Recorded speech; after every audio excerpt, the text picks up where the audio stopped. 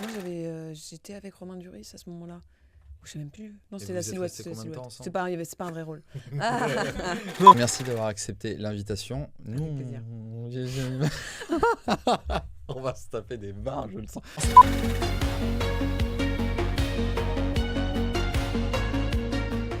Et salut à tous, bienvenue pour ce nouveau podcast consacré au concept art. Si vous ne me connaissez pas, je suis Guy Mochen, concept artiste dans l'industrie du cinéma et du jeu vidéo depuis plus de 10 ans. Et aujourd'hui, je reçois une nouvelle invitée, à savoir Delphine Seignan. Bonjour Delphine. Bonjour Guillaume. Comment ça va ? Écoute, ça va très bien. Et toi ? Ça va. Merci d'avoir accepté l'invitation, Delphine. Avec plaisir. On se connaît, nous, depuis plus de 10 ans, je crois, maintenant. Oui, ça fait très longtemps. Hein. Ouais, on va pas compter, je crois que ça fait mal quand on compte. On était à l'école ensemble, donc Ciné Creatis à Nantes, Graphic Creatis également, et on n'était pas du tout dans la même section. Toi, partie cinéma, moi, partie, on va dire graphisme, parce qu'il n'y avait pas d'école spécialisée dans le concept art il y a 12 ans. Hein. C'était quelque chose qui s'est démocratisé dans les années d'après. Ouais. Et on a chacun suivi nos parcours, mais on se retrouve parfois parce que justement, c'est le sujet de ce podcast, à savoir quels sont les besoins du réalisateur vis-à-vis du concept artiste. Et toi, aujourd'hui, félicitations, tu es réalisatrice, tu es également actrice, cascadeuse. Parle-nous de toi. Même moi, je suis curieux, je suis sûr qu'il y a plein de choses que je ne sais pas, j'ai envie d'en savoir plus. Waouh, parle-nous de toi, c'est hyper dur cette question. Alors, par où commencer ? En fait, en gros, je crois que j'ai la réalisation dans le sang depuis que je suis toute petite. Genre franchement, à 12 ans, ma mère m'a offert une caméra. Mais une vieille caméra, tu sais, je pense acheter je sais pas où. Et je me suis dit, trop bien et tout. Et j'ai commencé à embaucher mon frère, ma sœur, mes amis, les voisins, les parents. On avait la chance d'avoir des chevaux et on habitait dans un village où il y avait un château. Ce qui a forgé complètement ce que je fais aujourd'hui. Hein.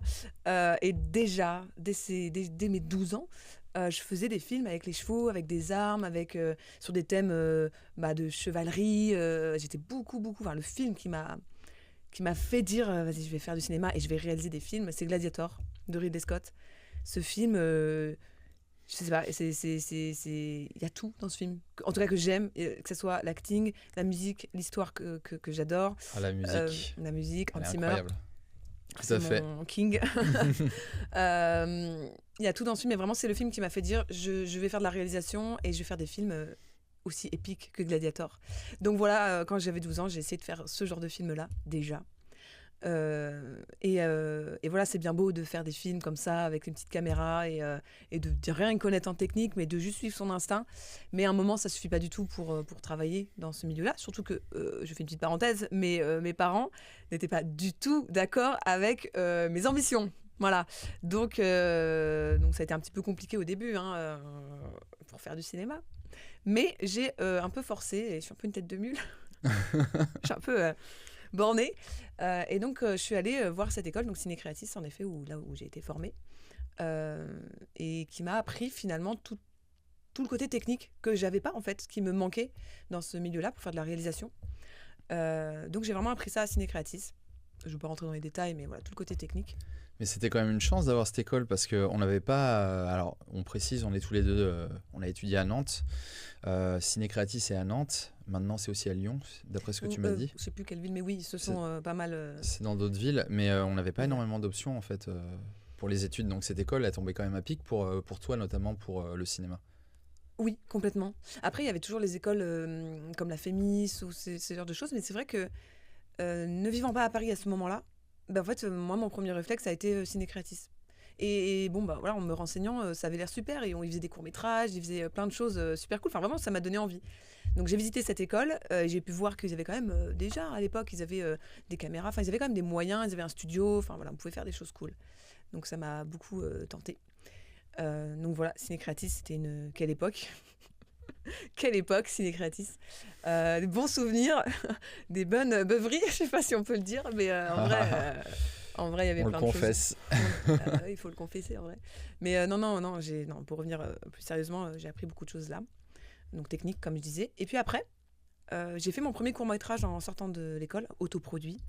En fait, mon parcours, il est pas très droit, en fait. Ouais. Ça a été, quand je suis revenue à Paris, j'ai fait ce premier film en autoproduction. Et je me suis dit, je vais me former en tant que comédienne. Parce que tu as dit tout à l'heure que j'étais comédienne. C'est vraiment un truc où je mets vraiment beaucoup de gros guillemets.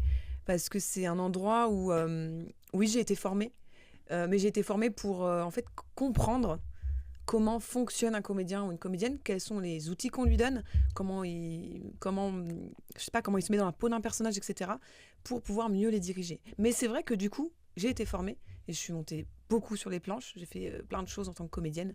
D'ailleurs, mon premier rôle, c'était Jeanne d'Arc. Donc bon, un personnage que j'aime beaucoup.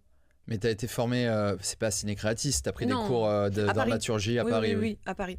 Tu as pris des cours où du coup? Aux ateliers Harlequin. D'accord. Ah. C'est où par curiosité? Peut-être qu'il y a des gens qui veulent aller suivre ça. Mais je crois que ça n'existe plus. Ok, bon, il vous reste les cours Florent. Hein. Voilà, super. Non, mais donc voilà. Et donc à la base, c'était vraiment pour ça, mais c'est vrai que du coup, ça m'a plu. Donc j'ai fait pas mal de choses au théâtre et un peu au cinéma. Voilà. Et ensuite, comme je suis sportive depuis que je suis toute petite, dans les sports de combat, équitation et tir. Et ça m'impressionne parce que je sais où tu veux en venir. Et je sais pas si vous connaissez son travail, hein, ceux qui regardent, mais vous avez respect. Vas-y, raconte. Et bien du coup, ça m'a menée vers la cascade au cinéma, donc que j'aime beaucoup faire. J'en ai fait pas mal là ces derniers temps. Et aujourd'hui, je reviens à mon premier amour, on va dire, à la réalisation. Parce qu'en fait, avec tout ce parcours, donc en tant que comédienne et cascadeuse, en parallèle de ça, j'ai continué à réaliser des courts-métrages. Donc j'ai fait un premier court-métrage en sortant de l'école qui s'appelle Blanche comme neige, autoproduit. J'en ai fait d'autres. J'ai travaillé un petit peu dans l'institutionnel, l'événementiel aussi, à cadrer, des choses comme ça. Et ensuite, j'en ai fait un mi-autoproduit, mi-produit. Trop bizarre, mais voilà. Sur plus SF, pour le coup. Sur le corps humain, enfin voilà, ce genre de choses. C'était celui sur le rapport de la beauté. Oui, c'est ça. J'avais suivi le financement participatif. Oui, j'avais fait Je crois que j'avais mis des sous dessus d'ailleurs. C'est possible, Ouais, peut-être. j'ai eu aucune contrepartie. Non, Arrête, mytho, je me suis occupée de tout moi-même. Mais franchement, le concept était très très cool. En fait, c'était un peu avant l'heure, je pense qu'on pourrait dire avant l'heure, un potentiel scénario pour Black Mirror, tu vois, quelque chose comme ça. Complètement. Complètement. C'était dystopique, assez dans un futur assez proche où le rapport au physique est devenu encore plus malsain. Je sais pas si ça peut se trouver sur internet, ce court-métrage. Si c'est possible, probablement sur mon site internet. Je mettrai le lien en dessous, vous pourrez le voir. Et d'ailleurs, du coup, je fais un saut, mais c'est n'importe quoi, je suis vraiment... Mais je fais un saut dans le temps, mais actuellement, je travaille du coup sur un nouveau court-métrage, un scénariste qui m'a contacté et qui m'a proposé un court-métrage qui est dans la même veine que donc Nérida 4, que j'avais appelé à l'époque Nérida 4. Et là, potentiellement, on a potentiellement une prod, on va voir, et pour repartir sur un truc produit et donc un peu sur le même thème, mais quelques années après, quoi. Donc, félicitations. Et j'imagine que ce genre de prod a un besoin, à savoir peut-être des concept artistes. Oui. Ah bah ça oui, de toute façon, oui, forcément. On y arrive. Alors, oui, on y arrive. Est-ce que tu as... Alors, on va parler aussi un peu, on a collaboré un petit peu ensemble sur... j'ai bossé sur un de tes films qui est, on va dire, en pré-prod. Et justement, qui dit pré-production dit concept art. On va y venir, mais avant, est-ce que tu pourrais nous parler un peu de l'expérience que tu as eue déjà avec les concept artistes, en dehors de moi, bien sûr, sur les productions, pour expliquer un petit peu les besoins, le rapport, et on va dire aussi la transmission du point de vue du scénariste, du réalisateur, voir un peu comment ça s'est passé tout ça, quoi.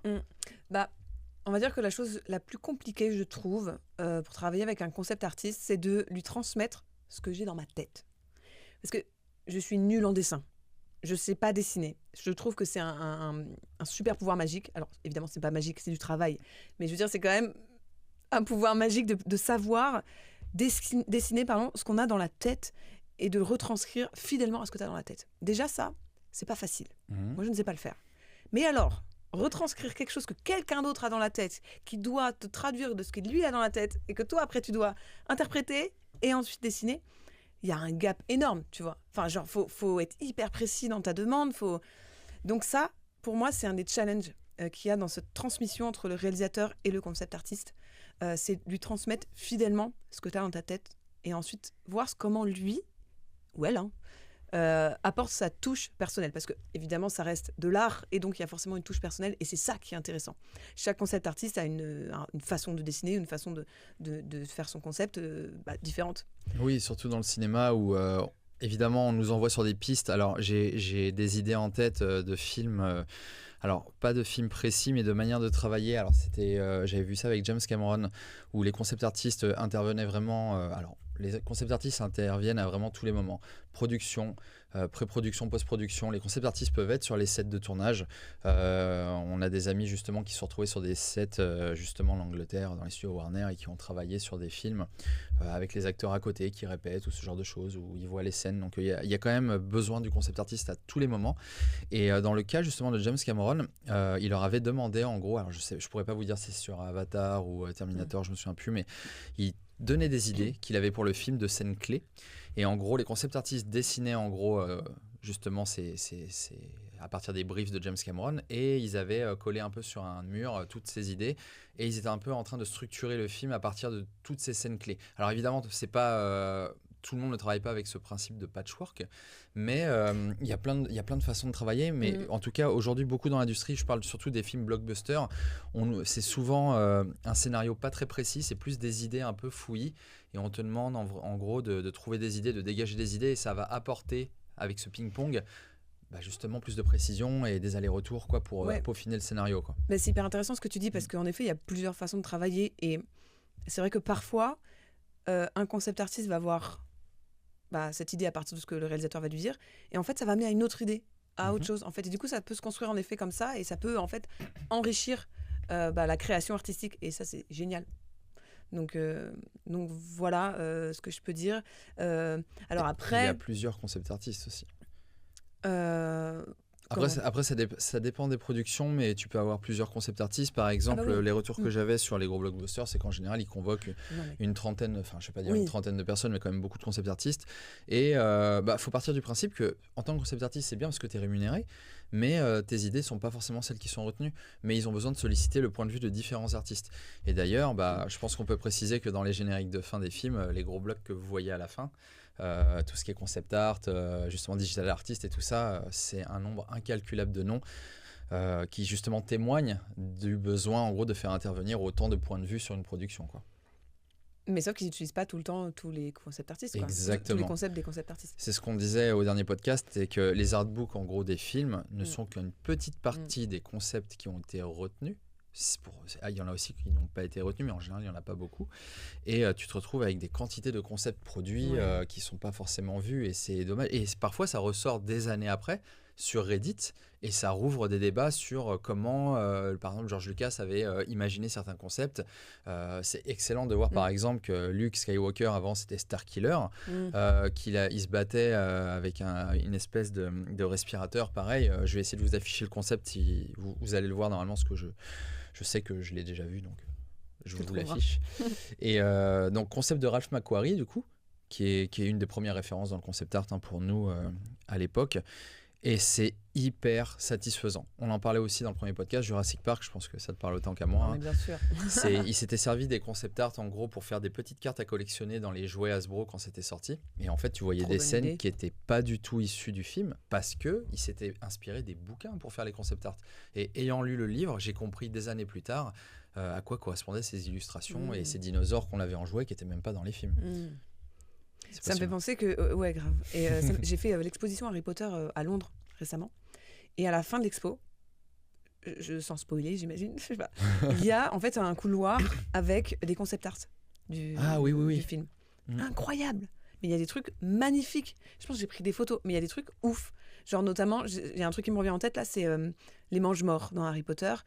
À un moment, ils ont des masques ou je sais pas quoi. Et il y a un concept art d'un masque de mange-mort, mais magnifique. Genre, j'ai bugué dessus comme ça pendant 5 minutes. Mais donc, c'est incroyable de voir. Et on le voit pas dans le film. Donc, c'est incroyable de voir en effet tout ce qui est créé autour d'un film que les gens ne verront pas forcément au final, quoi. Il y a tellement de monde de toute façon sur un film, c'est incroyable. Je vais rebondir sur ce que tu dis parce que ça me rappelle une anecdote qui est extraordinaire, mais j'étais mort de rire quand j'ai entendu ça. C'est en gros Alfonso Cuarón, du coup, a été le réalisateur de Harry Potter 3, celui où on voit les détraqueurs pour le coup. Alors, c'est pas les mange-morts, mais c'est un peu la même sauce. Et tu sais, Alfonso Cuarón, il est espagnol, quoi, donc il y a des choses qu'il ne comprenait pas forcément en anglais. Il avait un petit peu du mal à comprendre. On lui a dit que les détraqueurs, lorsqu'ils passaient près du train, il y avait some ice, de la glace. Et lui, il a compris eyes, des yeux. Et il était là en mode, mais comment on va faire ça? Je comprends pas, ça va être compliqué. Enfin, voilà, il était complètement désarçonné et il savait pas comment faire. Et c'est après un moment pour lui expliquer, non, t'inquiète, c'est pas des yeux, vraiment, c'est de la glace. Ah ouais. Mais ça, c'est le genre de petit, on va dire, de petit accro de communication qui peut conduire à des choses un peu farfelues. Et ça peut arriver, ça peut être très, très drôle, quoi. Ça me fait penser qu'actuellement, je travaille pour justement une boîte anglaise, pour le trailer d'un jeu vidéo. Ah oui, bah oui, c'est très lié. Oui, parce qu'en fait, la Bien sûr. langue... alors, j'ai un anglais bon, enfin, je suis pas bilingue, mais quand tu commences à bosser dans une langue qui n'est pas la tienne et qu'il faut des termes techniques précis, tu dois diriger des comédiens dans une langue qui n'est pas la tienne. Alors, vous allez me dire, ça reste l'anglais, ça va, meuf, calme-toi.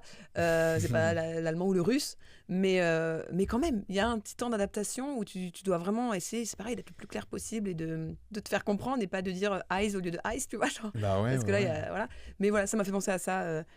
C'est très important la communication et c'est vrai que l'anglais on le dit pas assez mais c'est quand même un peu la langue universelle et ça on le dit aux étudiants en école d'art, c'est télécharger tout logiciel en anglais, ne serait-ce que pour les termes techniques parce qu'il suffit qu'il y ait une personne anglophone qui arrive dans un studio français et les réunions passent en anglais. Ça m'est arrivé, ça arrivé à d'autres amis aussi dans d'autres studios, c'est comme ça.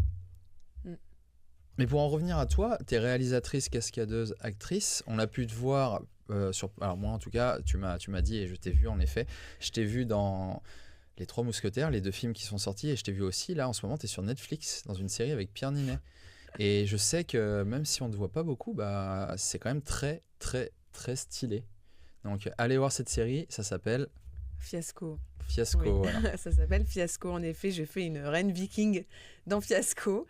Et c'est vrai que je ne m'attendais pas du tout à recevoir autant de messages de partout. Enfin, vraiment, comme on disait tout à l'heure, de personnes que je n'ai pas vues depuis très longtemps. C'est génial, ça. Qui m'envoient un message. Je t'ai vu dans Fiasco et tout, machin. J'étais bon. La première fois qu'on m'a envoyé ce message, j'étais bon et tout. Et du coup, je regardais la série. Je fais oui, quand même. En effet, on me voit très bien. C'est cool que tes amis te reconnaissent. Imagine tes parents, ils disent on a vu quelqu'un qui te ressemble, tu vois, moins accurate. C'est quand même gênant, quoi. Ouais, non. On m'aperçoit un petit peu dans Marie-Antoinette aussi, la série. Marie-Antoinette ? Ouais, série Canal+. Ouais. Canal+, ok. Et attends, tu m'as aussi dit que tu étais la doublure d'actrice connue. Alors La doublure de Marie Zabukovec. D'accord, ouais. Qui est une actrice, en effet, qui est en train de bien monter en ce moment. Oui, le nom est connu, oui. Elle a joué dans plusieurs choses et en fait, je suis sa doublure. Alors j'ai dit à Marie, s'il te plaît, arrête de tomber dans l'eau. Parce qu'à chaque fois, c'est moi qui tombe dans l'eau et j'aime pas l'eau, ok? T'es tombée dans quel endroit, dans quelle scène par exemple? Alors, t'es tombée dans l'eau? Pour Notre-Dame, la part du feu, j'ai donc dû sauter dans la Seine. Ah mais oui, attends, c'est pour ça. Alors, petite anecdote, hein, j'habitais à côté de Notre-Dame un moment, dans un petit appart. Et je rentre et je vois une énorme équipe de tournage qui nous bloque. Et là, je me dis, oh là, c'est encore leur Emily in Paris, là. Ils ont encore trouvé un truc. Et non, apparemment, c'était bien ce film-là. C'était une série. Donc une série, ouais. Une série sur l'accident de Notre-Dame, c'est ça? On va dire que dans la série, après j'avoue, je n'ai pas vu la série, mais je sais que ce n'est pas, il me semble, axé sur le feu de Notre-Dame. C'est plus, il y a plein d'histoires autour de ça et à un moment Notre-Dame brûle. D'accord. Il me semble, mais encore une fois je n'ai pas vu la série, mais à culpa. Voilà. Non, t'inquiète, en général, on regarde et on joue rarement aux prods sur lesquels on a été. Alors faute de temps, je pense, ou peut-être parce que on a pu être démystifié aussi parce qu'on connaît un peu tous les coulisses. Ouais. Et je pense que, alors à part, je pense si je bosse peut-être sur un très très gros blockbuster, oui, c'est toujours sympa d'aller faire les avant-premières avec ses amis et tout ça. Mais sinon, c'est vrai que y a des jeux, franchement, ils sont trop longs, donc faut avoir le temps, quoi. Alors, t'es tombé dans l'eau? J'ai sauté dans l'eau, oui. T'as sauté dans l'eau. Donc, t'as sauté dans la Seine? Dans la Seine, tout à fait. La Seine, la fameuse Seine. Oui, donc je ne recommande pas, évidemment, de sauter dans la Seine. Ça rappelle les Jeux Olympiques un peu, c'est assez... Oui, franchement, petite parenthèse, mais il faut pas que les athlètes aillent dans la Seine. C'est pas possible, c'est trop... T'étais pas bien quand c'est arrivé? En fait, pour expliquer rapidement, parce que je suis pas sûre que j'ai le droit de tout dire, mais en tout cas, mon ressenti, j'ai le droit de le dire. J'ai fait 2 sauts en mini-jupe, débardeur et talons comme ça, s'il te plaît, où je devais monter sur un rebord donc de faux bateau et puis sauter dans la Seine. D'accord. Donc petit challenge quand même, mine de rien. Et donc premier saut, tu sais, parfois tu sautes dans l'eau, tu fais mal les écoutilles, t'as un peu d'eau qui rentre. mais quel enfer. J'ai eu de l'eau qui est rentrée, mais l'eau de la Seine. Franchement, je vous jure, sur ma vie, j'ai cru que j'allais gerber dans la Seine. Tellement c'est dégueulasse. Ça a le goût de vomi. Ah là là. Je me rappelle encore, ça me dégoûte, vraiment. Donc, je remonte à la surface et je devais nager un peu dans ma tête. Je suis putain, qui coupe, c'est dégueulasse. Et donc ensuite, on vient nous chercher avec les bateaux, machin. On sort, on me sèche, machin. Et je fais alors, est-ce qu'il faut la refaire? Oui, ok. Donc je me remets en place sur le bateau. Deuxième fois, je saute, j'ai bien fermé les écoutilles. Et cette fois, j'ai rien ressenti, mais juste pour vous dire que c'est dégueulasse. Et petite anecdote, je n'ai jamais eu le Covid après avoir sauté dans la Seine. Ok. De coïncidence, je ne sais pas. Mais ouais, non, vraiment, j'ai jamais eu le Covid. Et je me suis dit, il y a un moment où vraiment, je me suis dit, non, mais c'est pas possible. Je sais pas, j'ai dû avoir une bouffée d'anticorps et le Covid n'est jamais passé. Je suis quand même content parce qu'on a quand même eu l'occasion de travailler ensemble, mais c'est rigolo parce qu'à l'école, on imaginait qu'un jour, toi, tu ferais un film et que je ferais les concepts. Et on disait ça avec des étoiles dans les yeux. Et ça, on a commencé à bosser sur la pré-prod de ton film il y a, je dirais, 1 ou 2 ans, quelque chose comme ça. C'est assez récent. Donc le film s'appelle Résilience. Mais tu as cité tout à l'heure quelques films sur lesquels tu as travaillé, que tu as réalisés. Mais tu n'as pas, je pense que tu n'as pas tout cité. Alors, je te propose de les citer parce que comme tu es au début de ta carrière, il n'y en a pas non plus 1 milliard. Et ça permet un petit peu aussi aux spectateurs d'un peu se renseigner, je pense, à nos viewers, hein, pour voir un petit peu ton travail. Tes viewers. Voilà. Oui, j'ai parlé de Blanche comme neige, Nérida 4. Donc, Blanche comme neige autoproduit, Nérida 4 à moitié autoproduit. Et ensuite, Innominé Patrice, avec d'autres choses entre-temps, mais je dis que les plus gros. Innominé Patrice complètement produit. On a fait 3 jours au château de Fontainebleau. Très beau ça. Ouais, magnifique. C'était vraiment génial. Et c'est aussi un moment assez charnière parce que c'est vraiment aussi un moment où je me suis dit, c'est vraiment ça que je veux faire. Je suis bien sur un plateau de ciné en fait. J'ai envie de diriger les comédiens, d'avoir une équipe qui est là avec moi. D'avoir, on avait, je sais plus, 60 figurants dans une salle de bal au château de Fontainebleau. On avait des combats d'escrime artistique, on avait des chevaux. Puis alors sur ce film-là, je faisais un rôle et je faisais mes propres cascades. Donc ça a été très très sport, comme on dit, comme projet, mais vraiment ouais, une très très belle expérience. Au final, il a eu plusieurs prix d'ailleurs en festival. Hein. Malheureusement, festival tombé pendant le Covid. Donc bah oui. super, merci les gars. Mais du coup, j'ai rencontré personne parce que c'était pendant le Covid, donc tout était fait à distance. Donc il a eu des prix, mais malheureusement, moi, ça m'a pas permis non plus trop de rencontrer du monde à cause du Covid, quoi. Mais c'est marrant parce que tu viens de parler d'escrime et je me souviens qu'il n'y a pas si longtemps que ça, il y a un film sur l'escrime qui est sorti et t'es dedans. Oui. Alors j'en profite moi aussi pour récupérer les informations parce que je ne l'ai pas encore vu et je sais que j'aimerais quand même le voir. Et ça me permet aussi de rebondir sur le fait que toi, tu fais de l'escrime depuis très longtemps maintenant. Et que c'est un skill qui est très exploité quand tu joues dans des films ou que même tu joues dans des films que tu réalises toi-même. Oui, tout à fait. C'est vrai qu'en ce moment, les films d'époque ont un peu un regain. Oui, ça revient pas vrai. mal. Et donc, l'escrime artistique est assez demandé. Donc, j'ai joué dans le film de Vincent Pérez, Une affaire d'honneur. Il est connu, Vincent Pérez. C'était The Crow, c'est ça hein. Vincent Pérez, il a joué dans Fanfan la Tulipe. Fanfan la Tulipe. Tout à fait, ouais. Et surtout dans Le Bossu. Oui. Et Nevers, le comte de Nevers. Oui. C'est lui qui faisait la botte de Nevers. Et tout en fait, mais du coup, le Bossu, c'est un des films où j'ai vu Vincent Pérez et où je me suis dit, putain, il est trop bien ce gars. Incroyable, super acteur, escrime incroyable. J'avais envie de refaire les mêmes combats, les mêmes duels qu'il faisait dans ce film-là, chorégraphié par Michel Carliez d'ailleurs, qui m'a du coup fait. Enfin, c'est Michel Carliez qui a chorégraphié aussi les duels sur Une affaire d'honneur. Donc, je travaillais avec lui aussi. Et quand j'ai rencontré Vincent Pérez, j'avais ce truc un peu d'enfant, un peu. Ah, waouh, trop bien, je suis trop contente de le rencontrer, tu vois. Et je suis restée hyper pro, parce que forcément, on bosse, donc c'est pas le moment. Mais j'ai quand même réussi à lui dire un moment, parce qu'on discutait. Vous savez, vous m'avez beaucoup donné envie de faire l'escrime, j'adore. C'est grâce à vous. C'est grâce à vous, un petit peu, voilà, oui, et tout. Et on a discuté d'escrime, parce que lui, c'est un escrimeur aussi, à la base. Et donc, oui, j'ai pu rencontrer Vincent Pérez. Et donc, on me voit, il y a un combat dans le film, à un moment, donc dans la Ligue féminine, sans spoiler. Où je me bats avec ma partenaire et on me voit avec Doria Tillier dans cette scène-là. Voilà. Génial, beau gosse. Stylé. Je vous mettrai les noms hein, si jamais. De toute façon, dans le générique, vous retrouvez tous les noms cités, toutes les références, les films, tout ça. Ça me permet aussi de garder une trace d'un petit peu tout ce dont on parle. Donc, on en profite. Alors, nous, on a bossé sur Résilience. On y arrive enfin. Donc, j'ai bossé en pré-production. J'ai fait quelques petits concept art qu'on va pas montrer évidemment parce que c'est un projet. Alors, même si c'est ton projet, il y a quand même des règles et on respecte ça, voilà. Mais par contre, on peut montrer un petit peu certaines références. Tu as des images sûrement à nous montrer d'inspiration pour voir un petit peu l'univers visuel parce que je te laisse raconter ça. On peut le dire, c'est de la science-fiction. Hein. Et c'est vrai que c'est pas quelque chose qui est très défendu en France. Il faut souvent aller aux États-Unis. Et c'est d'ailleurs ce que tu es en train de faire. J'en témoigne des gens comme Luc Besson, par exemple, et bien d'autres qui sont allés justement aux États-Unis parce que ils avaient quand même des univers qui étaient assez difficiles à représenter en France. Hein. On voit par exemple Besson, il a fait des films comme, on peut parler de Nikita, Léon et tout ça, qui sont des films qui passent très bien pour de la réal française. Hein.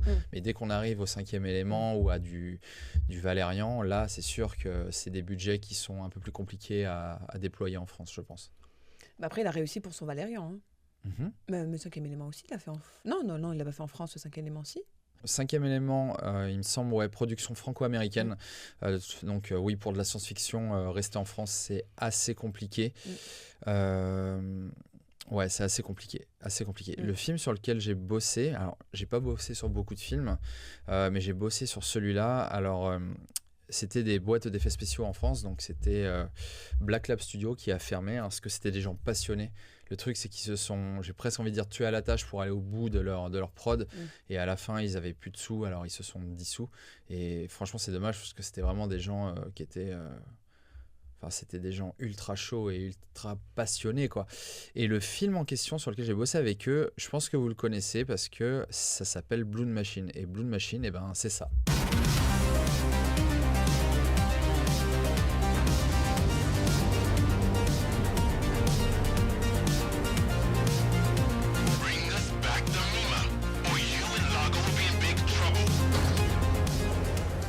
Si vous connaissez Carpenter Brut, donc tout ce qui est Synthwave, New Retro Wave, Dark Synth comme Perturbator, Laserhawk, tout ça, donc c'est principalement des musiques que vous avez entendues, notamment si vous avez joué à Hotline Miami, et maintenant ça s'est un peu démocratisé. Blood Machine est un film qui a été justement, qui est autour de l'univers de Carpenter Brut, et si vous n'avez pas vu le film, il y a aussi le clip, du coup Turbo Killer, qui est très connu, je vous mets quelques images en même temps. N'hésitez pas à aller voir si vous ne connaissez pas, c'est hyper dynamique, hyper rythmé. Mais pour en revenir à Résilience, je te laisse un peu présenter l'univers, parce que comme on vient de le dire, c'est un univers de science-fiction, donc encore une fois difficile pour la France, mais de mon point de vue, et je le dis avec tout le recul du monde, parce qu'en général, en tant que concept artist, on nous présente des projets, que ce soit du jeu vidéo, du cinéma, du clip aussi, on a tendance à être très excité parce qu'on nous vend vraiment très bien le projet, c'est gourmand, c'est généreux et ça foisonne d'idées, mais là vraiment je l'ai vu avec tout le recul du monde et je trouve que ton projet est vraiment extrêmement il y a un potentiel vraiment qui n'a pas été exploité, je trouve, en tout cas par des Français. Et moi, j'ai envie de bosser sur ce genre de projet, quoi. Donc, et c'est dommage parce que souvent, tu vas avoir des réalisateurs qui veulent faire des films, ça tombe à l'eau. Dernier exemple, après on va plus parler de notre expérience, mais il y a un film sur lequel je devais commencer à bosser qui s'appelle Wadé. Wadé qui a été une BD qui est sortie très récemment du coup en roman. Et en fait, le réal a fait un AVC, donc il s'est retrouvé dans une situation qui l'a un peu bloqué. Et finalement, c'est tombé à l'eau. Et on a vu il y a quelques temps que c'était sorti en roman, finalement. Donc, à défaut de ne pas être sorti au cinéma, le roman est disponible. Et peut-être qu'il aura l'occasion de l'adapter plus tard. Mais on a fait plusieurs réunions, on commençait à bosser sur des concepts. Donc, ça se passait sur Paris. Et franchement, c'était assez... il y avait un monde souterrain, tout ça. C'était assez... c'était assez ambitieux, vraiment très ambitieux. Mais il y a des gens qui ont envie de faire de la SF en France, quoi.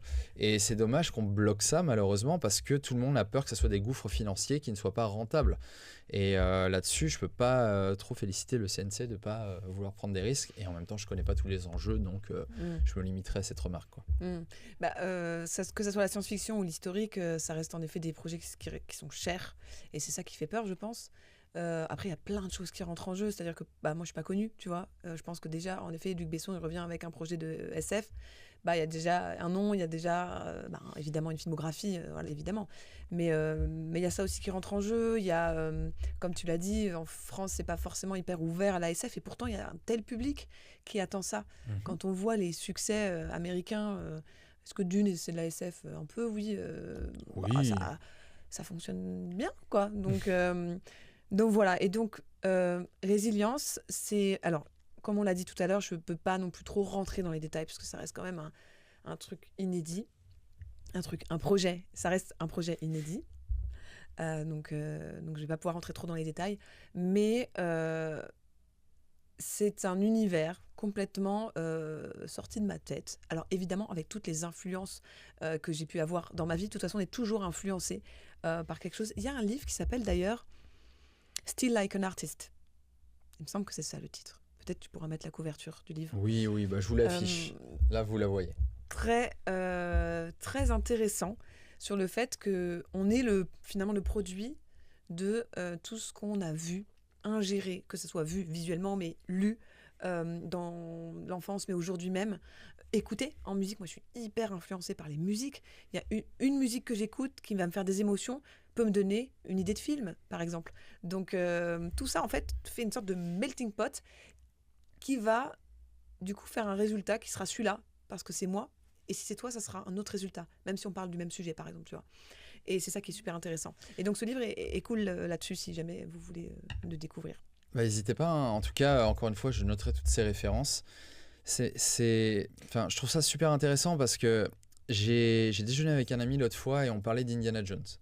Et il me confiait qu'il avait découvert Indiana Jones petit. Donc sa mère l'avait emmené le voir au cinéma. Et en sortant du film, sa mère lui a dit « J'ai pas trop aimé, j'ai l'impression de voir un patchwork de tout ce qui est à la mode aujourd'hui. » Donc Flash Gordon, et à la sortie, en fait c'est dingue, elle était capable de citer chaque scène et de dire ça vient de ce film, ça vient de ce film. Et en fait c'est pas anodin parce que Spielberg et Lucas étaient fans en gros de Tintin. C'était Tintin qui voulait adapter à la base, et puis Indiana Jones c'est arrivé après parce qu'ils n'avaient pas les droits. Flash Gordon aussi, tout le cinéma pulp en fait. Et tu peux constater au final que Indiana Jones c'est sorti dans les années 80, fin 90 pour les derniers. Enfin, on peut aller jusqu'au 4, au 5, mais ceux-là sont juste victimes, on va dire, d'un succès nostalgique, on va dire. Mais vraiment, les trois principaux sont vraiment dans une période ancrée. Et j'ai vraiment l'impression, je ne sais pas ce que toi t'en penses, mais j'en parlais justement avec des amis et j'ai l'impression vraiment qu'il y a ce syndrome que moi j'appelle un peu le syndrome des 30 ans, la théorie des 30 ans. C'est que tous les réalisateurs, alors peut-être pas tous, mais certains réalisateurs qui veulent vraiment faire des choses assez intimes, tu retrouves des éléments nostalgiques qui remontent à une trentaine d'années environ. Alors je vais prendre Stranger Things parce que c'est un des meilleurs exemples. Stranger Things est sorti, allez, je veux dire, je sais pas, entre 2012 et 2015, quelque chose comme ça. J'ai plus la date exacte. Et 30 ans après, on était en 1982, 84, 86. Voilà, Indiana Jones, pareil, c'est sorti dans les années 80, ça met à l'honneur le cinéma des années 50-60, ce genre de choses. Et il y a plein d'œuvres que j'ai remarquées, pareil. Non, mais de toute façon, c'est sûr qu'on est nourri par ce qu'on a vu quand on était plus jeune. C'est de toute façon, c'est ce qui nous forge, c'est ce qui fait qu'on est nous aujourd'hui, aussi tout ce qu'on vit dans notre enfance, adolescence. Donc les films qu'on voit, les musiques qu'on entend vont nous imprégner pour ce qu'on va créer aujourd'hui. C'est ma théorie. Et tu as beaucoup de réalisateurs qui font des films qui sont un peu des déclarations d'amour à leur propre enfance. Mais bien sûr. Je vais prendre un exemple tout bête, mais est-ce que tu l'as vu, ce film, il date un peu, c'est LOL, du coup. Donc, avec Sophie Marceau, qui est considéré un peu comme le dernier arc de la série de films La Boom. Si, pour ceux qui ne connaissent pas, c'est un peu vieux, hein, donc je vous en voudrais pas. Vous avez La Boom 1 et La Boom 2 avec Sophie Marceau, sortis respectivement au début des années 80. Et vous avez un film qui est sorti avec Sophie Marceau et François Lindon, qui s'appelle L'étudiante, donc qui se passe avec une Sophie Marceau qui est jeune adulte, elle étudie à la Sorbonne. Et il est considéré comme affectivement la Boom 3, et LOL est considérée plus ou moins comme la Boom 4, parce qu'elle a un peu le même rôle à chaque fois, sauf que dans LOL, elle est mère, elle a une fille, et ces ados-là, en fait, ont leurs propres problèmes, etc. Et tu sens que la réalisatrice, j'avais été lire quelques, justement, interviews, elle voulait un peu parler elle-même de ce sujet, tu vois. Donc, on est clairement attaché à nos expériences, comme tu dis, à notre univers et à notre vécu. Et on a un petit peu envie de faire passer ça à la postérité, quelque part. Peut-être, ouais. Regarde, tout le monde dit Jurassic Park, un des plus grands films de Steven Spielberg, sorti en 93. Mais au final, c'est le film qu'il a tourné juste après qui considère comme un de ses films les plus chers, à savoir du coup La Liste de Schindler. Donc il y a vraiment des sujets dont on veut parler qui sont extrêmement intimes. On peut citer Fableman qui, comme toi, je pense, a été très touchant, a créé un écho. l'enfant avec la caméra. Hein. Je pense qu'il y a beaucoup de gens qui nous regardent qui ont dû vivre ça. Hein. Voilà. Mais parler des choses intimes, je trouve que c'est extraordinaire parce que tu sens que c'est sincère en fait, quand c'est bien fait. Après, tu sais jamais comment ça résonne chez l'autre. Mm-hmm. C'est-à-dire qu'un Jurassic Park n'a pas la même portée qu'une liste de Schindler, par exemple. Mm-hmm. Évidemment, c'est déjà pas les mêmes sujets, c'est très très différent, mais comment expliquer ça, ma pensée là? C'est que Jurassic Park est quand même plus grand public, C'est un film de commande, on va dire. Film de commande. C'est une adaptation d'un roman, là où La liste de Schindler, c'est une vision assez personnelle de Spielberg. Et d'ailleurs, tu peux voir quand même, malgré le fait que Jurassic Park soit Jurassic Park, que Spielberg arrive à intégrer dedans des sujets qui trahissent sa vie privée. Je ne sais pas si tu as remarqué, mais par exemple, souvent, les parents sont soit en mauvaise relation ou proches du divorce. Dans Hook, par exemple, le père est avocat. Il déteste les avocats et ça se sent. Il est considéré comme responsable de la séparation de ses parents. Beaucoup l'ont analysé déjà. Je suis pas, c'est pas de moi. Hein. Dans Jurassic Park, l'avocat a une mort dégueulasse. Dans les toilettes. Allez, on vous la remet parce que c'est gratuit. C'est culte. Et c'est ça que je trouve génial. Mais je trouve qu'il faut prendre ça avec des pincettes parce que si tu es trop intime, tu peux clairement psychanalyser la personne aussi. Complètement. Après, c'est normal dans un projet de mettre de l'intime. Bien sûr. On met tous un bout de soi finalement dans ces projets, je trouve. Surtout en tant que réalisatrice et potentiellement en tant que scénariste aussi, tu vois. Tu mets toujours un bout de toi. C'est obligé. Mais alors, ça va être une petite part ou une plus ou moins grande part. Je suis d'accord avec toi, faut pas non plus mettre trop, parce qu'après on n'est pas non plus là pour être psychanalysé au voilà. Ah oui, sinon on pourrait parler de Tarantino avec ses plans larges sur les pieds. Hein. Je sais que c'est quelque chose qui revient tout le temps. Oui, je sais pas pourquoi. Dégoulinance de sang. Voilà. Mais oui, non, c'est normal de mettre un bout de soi dans ces projets. Et c'est ça aussi qui est intéressant. C'est authentique. Ça. C'est beau. Et ouais, cette authenticité en fait. Et donc dans Résilience, c'est un univers inédit de science-fiction. On va dire que si je peux faire une sorte de schéma, c'est un mélange entre Dune, Minority Report et un peu d'Indiana Jones, tu vois, ce genre de choses qui sont clairement des films. Minority Report, j'ai dû le voir, je sais pas, c'est sorti quand ça C'est quoi? C'est les années 2010, Minority Report, c'est ça hein. Tom Cruise et Colin Farrell, c'est ça? Ouais, c'est ça, exactement. Très, très cool. Voilà, c'est des films que j'ai vus dans mon adolescence, quoi. Spielberg encore? Le maître, le papa. Et oui, Spielberg, c'est une de mes grosses inspirations. Spielberg, Peter Jackson, Nolan, Denis Villeneuve. Ouais, Villeneuve. Franchement, incroyable. Nolan aussi. Comme toi, je trouve que c'est un mec extraordinaire parce qu'en fait, il fait ce qu'il veut, quitte à créer de la frustration. Et je trouve ça beau. C'est un artiste. En gros, c'est moi, je peins mes toiles. Si vous aimez pas, je vais pas faire ce qui est commercial. Oui, mais ce qui est intéressant avec Nolan et son frère, parce que son frère, il y a quand même Jonathan Nolan, qui a bossé sur Westworld, la série. Exactement. Deuxième adaptation, à ne pas confondre avec le film Monde Ouest des années 70. Eh bien, donc les Nolan, ils ont commencé à écrire. Pourquoi ? À la base, Nolan, il voulait être réal seulement. Il s'est mis à écrire parce qu'il s'est dit, je vais me donner mes propres opportunités pour réaliser des films, puisqu'en fait, personne ne veut me produire. Donc, il y a un truc un peu que j'aime bien là-dedans, dans cette histoire-là, parce que il y a un truc de self-made un peu, tu vois, qui est que moi, je suis complètement là-dedans. J'ai pas du tout de famille dans le cinéma, je me fais mon trou dans le cinéma par moi-même. Donc, il y a un truc un peu dur parce qu'il faut vraiment se montrer, entre guillemets, faire des choses, créer, être toujours dans l'action pour évidemment faire, parce que moi j'ai besoin de créer, j'ai besoin de faire, mais il faut aussi montrer au milieu à mes pairs, P-A-I-R-S, que je fais des choses, que je suis là et que j'ai du potentiel. Parce qu'aujourd'hui je suis en recherche de production, et encore une fois, comme je disais tout à l'heure, j'ai pas de nom, mais j'ai fait des choses, donc je peux montrer des choses. Mais c'est toujours compliqué. Parce que les prods sont un peu frileux, comme on le disait avec la science-fiction ou même avec les thèmes historiques. Mais ça le fera. Donc pour Résilience, voilà, là, actuellement, je suis en train d'aller voir en effet en Amérique. On va voir comment ça se passe. On va croiser les doigts, toucher du bois. Si cette table est en bois, je ne sais pas. Mais voilà, c'est un univers très très riche. Il y a beaucoup de choses. On a une héroïne qui a vraiment un parcours assez classique, le parcours du héros. Oui, classique, le monomythe de Joseph Campbell. Exactement. Que vous devez connaître, hein. Sinon, mettez en pause la vidéo. Et allez voir sur... Il y a un très bon épisode de Rick and Morty sur ça, d'ailleurs. Ouais. Donc voilà, on va dire que l'originalité de Résilience, c'est vraiment dans cet univers.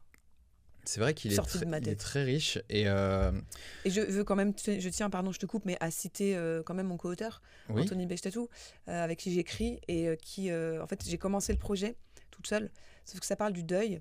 Et donc, j'avais besoin de prendre un peu de recul. Et donc, j'ai demandé à Anthony, qui est un ami avec qui j'ai déjà écrit, de m'aider à prendre ce recul. Et au final, on a commencé à bien bosser ensemble. Et donc, maintenant, il fait partie quand même à part entière de cette création d'univers. Très bien. Bah, un travail d'équipe, du coup. Exactement. Et donc, univers inédit, il faut pouvoir l'illustrer, il faut pouvoir montrer, notamment en recherche de prod, c'est hyper important de pouvoir montrer ce que j'ai dans ma tête. Là, surtout, que c'est un univers inédit. Donc, je peux pas dire ah, je fais un énième Jurassic Park, vous voyez ce que c'est bon, on n'en parle pas. Tu vois, je suis obligée là de montrer ce que j'ai dans ma tête. Et donc, là, le concept art est hyper important. Parce que c'est grâce à ça que je vais pouvoir... Parce que je peux faire des mood boards. Je peux faire des boards avec plein d'images, de références, etc., qui vont donner une idée. D'ailleurs, c'est comme ça qu'on a commencé à travailler ensemble. Tout à fait. Moi, quand on s'est dit, allez, on se fait un concept art, je t'ai envoyé un board avec mes références. Et en plus, je t'ai fait plusieurs donc, références en fonction de certaines scènes, etc. Moi, j'aime bien justement quand alors, je vais dire les clients, les producteurs, enfin peu importe, les gens avec qui je travaille m'envoient déjà quelques petites références qui sont un peu des prises de température, on va dire, pour déjà un petit peu ressentir l'univers.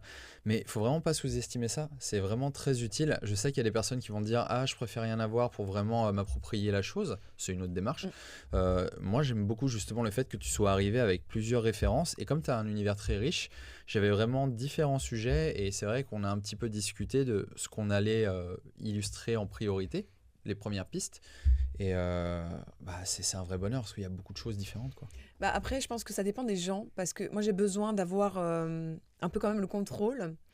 Alors, même si ce que je disais tout à l'heure, je ne suis pas du tout, avec le fouet, tu vois. Oui, t'es pas fermé à la vision du concept artiste. Et d'ailleurs, il faut une patte artistique, c'est sûr.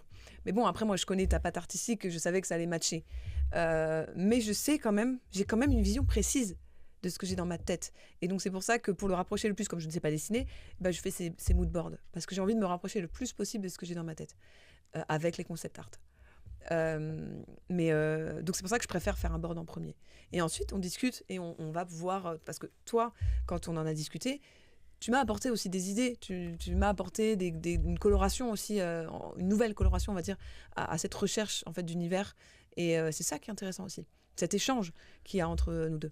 Il y a un mot qu'on n'a pas cité dans la conversation, je pense, depuis qu'on parle de ce projet, c'est le design en fait. Et je rebondis un peu sur ce que tu viens de dire en disant on a échangé, tu m'as donné des idées. Mais c'est vrai que c'est aussi notre boulot justement on dit concept artiste, mais c'est vrai qu'aujourd'hui un peu plus récemment, c'est plus le terme visual developer qui est utilisé, donc développement visuel. Et ça illustre parfaitement ce qu'on est en train de faire, c'est que je me souviens, alors sans rentrer dans les détails, mais tu avais besoin d'illustrer une sorte de cité, on va dire babylonienne, quelque chose dans ce genre-là. Et franchement, le but, c'est que si c'est pas grandiose, ça retient pas l'attention. Il y a une règle en design, c'est que si ça ne retient pas l'attention du public, admettons que ce soit le but, bien sûr, si vous designez une poubelle dans un jeu vidéo et qu'elle n'a aucun intérêt, vous n'allez pas mettre 1 milliard d'efforts dessus. Mais si votre but, c'est de retenir l'attention du public, il faut justement assurer cette ambition. Et si vous proposez juste quelque chose de fonctionnel et de joli, ça ne sera pas suffisant. Là, pour la cité, j'appelle ça la cité babylonienne, mais je pense qu'on se comprend, bien sûr. Oui. Il faut vraiment que lorsque ça apparaît à l'écran, ça soit grandiose. Le problème, c'est qu'on est suratomisé de visuels aujourd'hui, et encore plus à l'ère de l'IA, c'est facile de générer des choses, on va dire, j'ai envie de dire un peu nouvelles, parce que c'est sûr que ça génère des amalgames de choses un peu folles, et nous, on doit pallier avec ça. Mais quand je parle de design, je parle aussi du fait qu'on justifie aussi nos choix. C'est-à-dire que si par exemple, je ne sais pas, dans cette cité, je vais dire un exemple complètement au hasard, on vénère une espèce de dieu qui est associé à l'image de l'éléphant ou ce genre de truc, c'est possible qu'on retrouve des designs associés à cette créature à certains endroits. Ça ne sera pas juste du hasard. Ça, c'est des choses que tout le monde connaît. Vous avez tous joué à des jeux vidéo, vous savez dans Zelda, quand vous êtes chez les Zora, chez les Gorons ou chez les Gerudo, il y a un langage de forme, il y a des couleurs, tout ça. Et bien là, justement, on est censé maîtriser ça pour apporter justement de la cohérence dans les idées. Oui, mais complètement. Et c'est ça qui est intéressant aussi, parce que je rebondis sur une chose, parce que là, tu as parlé de la cité babylonienne, où en effet, il fallait que ça soit incroyable, grandiose, que ce soit une fresque, quoi, le truc. Mais il y a aussi des objets dans le film hyper importants. Ouais, les props, tout ça. Et là, le design est super intéressant pour moi, parce que je vais avoir quelque chose en tête qui, là, pour le coup, je me pense à un objet précis qui n'était pas forcément hyper précis. J'avais une idée en tête pas forcément hyper précise. Et toi, tu vas amener en dessinant un truc, bah tu vois, on préfère ça comme ça parce que ça, c'est fonctionnel ou je sais pas quoi. Et là, tu dis, ah oui, ok, d'accord, ça pourrait fonctionner comme ça. Et c'est ce rebondissement d'idées qui crée une effusion de choses cool, quoi. Bien sûr, parce qu'on est là aussi pour recadrer un petit peu les choses au cas où que ça irait dans une mauvaise direction. Par exemple, si tu me dis que ce prop, cet artefact, il est censé être un peu maléfique et que tu me proposes quelque chose avec des formes assez douces, j'aurais tendance à te dire, bon, il n'a pas l'air menaçant. Est-ce que vraiment c'est dans le but, dans l'histoire, de prendre à contre-pied le spectateur et de faire quelque chose qui, à première vue, est plutôt inoffensif et qu'en fait, ça se réveille? Ou alors, est-ce qu'il doit être menaçant tout de suite? Dans ce cas-là, on va jouer sur des formes et des couleurs un peu plus agressives, un peu plus justement menaçantes. Et toutes ces choses, c'est des... Alors, on est capable de les identifier en tant que spectateur, mais c'est beaucoup plus difficile de les identifier de l'autre côté. C'est-à-dire, quand vous devez designer, c'est pas des choses forcément que vous allez réussir à maîtriser. Sauf si vous, évidemment, c'est votre métier et que vous avez déjà pas mal d'expérience, sans être justement prétentieux. Donc, c'est pour ça que, pour nous qui travaillons dans cette industrie depuis des années et qui avons l'habitude de faire ça, on est parfois surpris et on se dit, pour nous, c'est évident. On est vraiment, on a une affinité avec les formes, les couleurs, toutes ces choses-là qui nous paraît logique et sensé, mais il ne faut pas oublier que quand on vient nous voir, c'est parce que justement le client, le producteur, réalisateur, peu importe, n'a pas justement cette sensibilité et que nous on est là aussi pour le guider. Alors après, si tu veux pas nous écouter, bien sûr, tu fais ce que tu veux, bien sûr tu auras toujours le dernier mot, mais ça reste quand même de l'information, on va dire, extrêmement enrichissante. Ouais, après ça dépend. Comme on l'a dit tout à l'heure, il y a des gens qui savent pas trop ce qu'ils veulent, ils vont te dire, ah, j'aimerais bien un truc qui fait ci, qui fait ça, qu'est-ce que tu as comme idée? Et il y en a d'autres qui viennent avec un board, quoi, et qui disent, ah, ça c'est bien, et après tu tournes autour, quoi. Donc ça dépend. Tu as parlé de l'IA tout à l'heure, et sans faire trop longtemps dessus ou sans faire un débat énorme, je crois que l'IA peut aider un tout petit peu sur ce genre de concept art. Ça veut pas dire faire un concept art avec que l'IA. Tout le monde va se désabonner. Arrête. non, je dis pas que moi je suis pas pour l'IA, notamment d'ailleurs sur les vols de voix, etc. Je suis out là-dessus. Non, je suis pas d'accord. Alors, je pense qu'il ne faut pas dire je suis pour ou je suis contre. En fait, je pense que sans prétention, que une réponse un peu plus mature serait justement une réponse nuancée et réfléchie dans le sens où l'IA est... Tu me l'as dit ça une fois, on en a parlé. Tu m'as dit l'IA c'est comme un pistolet. Ça peut être à double tranchant. Et je suis assez d'accord, c'est une très bonne analogie. Ça n'a pas de tranchant. Hein? Oh, pardon. Ça n'a pas de tranchant les pistolets. C'est une très bonne analogie, c'est qu'en fait vraiment ça dépend de la manière dont tu l'utilises. On en a déjà parlé, mais en gros, si j'utilise l'IA pour générer une image et la vendre à quelqu'un, honnêtement, ça n'a aucun sens. Surtout que s'il me demande des retours et que je ne sais pas dessiner, je me retrouve comme un abruti avec mon image sans savoir quoi en faire. Par contre, moi, je vous avoue, ça m'arrive d'utiliser l'intelligence artificielle pour alimenter mon mood board. Par exemple, je vais bosser sur Pinterest. Avec Pinterest, je vais chercher un tas de références pour développer des designs. Et là, je me dis, je galère un peu et je vais peut-être demander à Midjourney, ouais, est-ce que tu pourrais me générer un chevalier comme ça ou j'en sais rien. Et en fait, il n'y a pas grand-chose. Et en toute honnêteté, il n'y a vraiment pas énormément de substance. C'est très fade. Mais parfois, il peut lâcher un petit langage de forme, un petit truc, et ça va finir dans mon mood board. Donc, je pense qu'il ne faut pas se mentir quand même. C'est un outil, certes, alors que certains, et c'est plus eux qu'il faut pointer du doigt, utilisent à des fins pécuniaires. Et ça, c'est sûr que ça peut défoncer notre job. Mais que ce soit avec Florian, qui est venu dans le premier épisode sur ce podcast, ou avec d'autres personnes dans mon entourage, si vous l'utilisez intelligemment, il n'y aura pas de problème. Je bosse avec Studio et eux utilisent l'IA juste pour générer des références. Mais je suis concept artiste pour leur studio et à aucun moment j'ai eu moins de travail ou moins de responsabilité. Encore une fois, si vous l'utilisez intelligemment, ça ne va pas être pénalisant. Ça va être justement une force. Donc, ne soyez pas anti-IA ou pour l'IA, vraiment, soyez plus nuancés dans vos propos. C'est comme tout, en fait. Il ne faut pas être manichéen. Oui, il faut l'utiliser avec intelligence, comme tu dis. Et en effet, cette image du pistolet est assez assez forte, je trouve, parce qu'un pistolet, tu as un pistolet sur la table, il va faire de mal à personne. Par contre, quelqu'un qui l'utilise et qui ne sait pas l'utiliser et voilà, qui tire sans savoir l'utiliser, forcément, ça peut faire des dégâts. C'est la roulette russe, tu ne sais pas ce qui va en sortir, Ouais, comme ouais, l'IA en fait. Non mais oui, un petit peu. Non, bon, après, on compare quand même des choses l'IA ne tuera jamais, mais c'est pour donner une image. T'as pas vu Terminator 2, toi? Ouais, d'accord. Mais non, mais je veux dire, tu vois, il y a deux poids, deux mesures, mais c'est pour donner une image.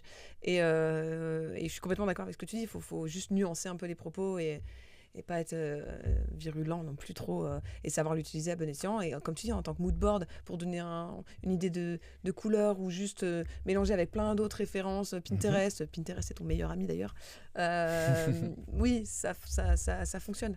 Tant que, comme tu dis, tu vends pas ton truc que tu as fait juste par IA. Mais de toute façon, ça se voit maintenant. Je trouve que ça se voit, l'IA. Oui, on avait vu une affiche dans le métro de Mousquetaire. Je sais pas si tu te rappelles de cette affiche. Si. Et en fait, il y a des itérations, il y a des patterns. Et ça, pour moi, c'est une utilisation très red flag de l'IA. C'est-à-dire que, alors, on a deux suppositions. C'est soit ils ont demandé à un graphiste de faire une image, il n'a pas voulu bosser, il a généré l'image avec l'IA, il s'est pas fait chier.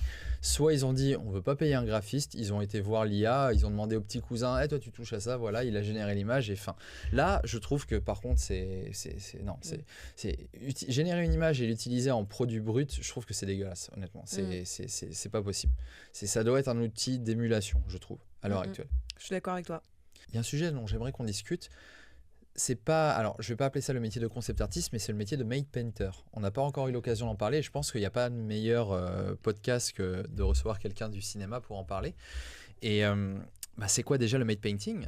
À l'origine, c'était des peintures qu'on faisait sur des grandes vitres, des grands panneaux en verre et qui servaient justement à ajouter des décors, on va dire, un peu fous. Hein. Mais pas que, hein. Vous pouvez voir des made paintings dans plein de films qui revendiquent pas de la science-fiction ou ce genre de choses. Alors, je vais vous en afficher quelques-uns et vous allez sûrement halluciner en vous disant « Oh là là, mais c'est du made painting !» Oui, c'est des peintures qui ont été intégrées dans les films pour créer des décors. Vous en avez notamment un que je vous montre là, c'est Un amour de coccinelle. Donc c'est une peinture à San Francisco là, avec justement le décor, le bâtiment, tout ça. Donc il y a une partie évidemment plateau, une partie peinture. Je pourrais pas vous dire exactement où se trouve la limite, je l'ai pas sous les yeux au moment où je vous en parle. On pourrait aussi citer un film. Alors est-ce que tu as vu ce film? En anglais le titre c'est Young Sherlock Holmes, Le secret de la pyramide en français. Chris Columbus, 1985 je crois, Steven Spielberg en producteur. Et ça raconte une histoire fictive de la rencontre entre Sherlock Holmes et James Watson. C'est John Watson? Je sais jamais. James ou John? En plus, il y a un running gag avec ça. Ça t'a perturbé. Dès le début du film où il essaye de déduire comment il s'appelle, il utilise justement la science de la déduction et il se craque et tout parce qu'il a vu un J sur la mallette. Il fait vous appelez James parce que c'est le nom le plus répandu, mais John, j'aurais porté mon choix en second dessus. Quoi. Et en gros, dans ce film, on les voit marcher un moment dans Londres, dans un Londres victorien, et vous voyez en gros, c'est des peintures en made painting qui sont intégrées pour justement immerger les acteurs dedans et c'est super beau. Vous avez également ça à la fin du premier Gremlins, voilà. Donc je vous ai affiché un petit peu les trois que j'avais en tête, mais vous en avez des tas en numérique dans Game of Thrones et tout ça. Ouais, et il n'y a pas aussi dans Une histoire sans fin? Ah si, l'histoire sans fin, il doit y en avoir. T'as des maquettes. Star Wars, il y en a aussi. Hein. Star Wars, ouais. Alors le plus connu parce qu'on en parle en workshop et en masterclass, c'est l'Empire contre-attaque. Je vous l'affiche. Tous les Stormtroopers là que vous voyez, ils sont peints à la main. Et il faut savoir que ça va vous déchirer le cœur, mais on m'a déjà demandé, mais est-ce que c'est possible d'acheter aux enchères ces peintures sur verre? Bah non, parce qu'en fait ces toiles, on va dire, ces morceaux de verre immenses étaient tellement grands qu'ils n'en avaient pas des masses, donc ils effaçaient les peintures une fois que c'était terminé pour pouvoir repeindre des nouveaux pour les scènes qui devaient tourner par la suite. Quelle tristesse. Donc ouais, ça fend un petit peu le cœur quand même. Ouais. Mais voilà, le made painting en tout cas, je trouve que c'est un super beau métier. Évidemment, ça sert plus pour le réalisme. Aujourd'hui, on l'utilise plus avec la maîtrise de l'outil numérique 2D, de l'outil 3D, etc. quoi. On utilise pas mal la photo aussi. Hein. Vous pouvez trouver notamment sur le net des intégrations de justement. Alors je parlais de Game of Thrones tout à l'heure où il y a beaucoup de plans évidemment numériques qui sont fusionnés avec le made painting. C'est vraiment super beau. Quoi. Et je trouve que ça n'a pas trop vieilli. Après, j'ai pas regardé la première saison de Game of Thrones depuis très longtemps. Ouais, ça fait un moment. Ça fait longtemps, ouais. Voilà. Donc voilà pour le made painting, tu auras peut-être l'occasion d'en avoir dans ton film. J'espère, en vrai. J'aime bien cette méthode, moi je trouve ça super beau. Et on n'aura pas l'occasion de les faire sur verre, hein, même si c'est quand même, ça a du charme quand même de reprendre les vieilles méthodes, mais c'est vrai que c'est quand même, ça a un coût en termes de temps, de technique aussi, parce que maîtriser cette technique aujourd'hui, c'est quand même pas évident. Ouais, mais est-ce que ça rend pas mieux parfois? J'ai vu le dernier j'ai vu le dernier Mad Max. George Miller, ouais, Furiosa. Ouais. Pourquoi je parle de ça? C'est parce que il y a pas de matte painting, mais par contre les effets spéciaux sont Tu les sens? sont durs, quoi. Genre, je me suis dit. Ils sont très sharp au niveau du rendu, c'est Non, très non, Mad non, Max. non, non, je veux dire, il y a un plan que j'ai en tête là où on voit les motos partir. C'est clairement des effets spéciaux, mais ça se voit.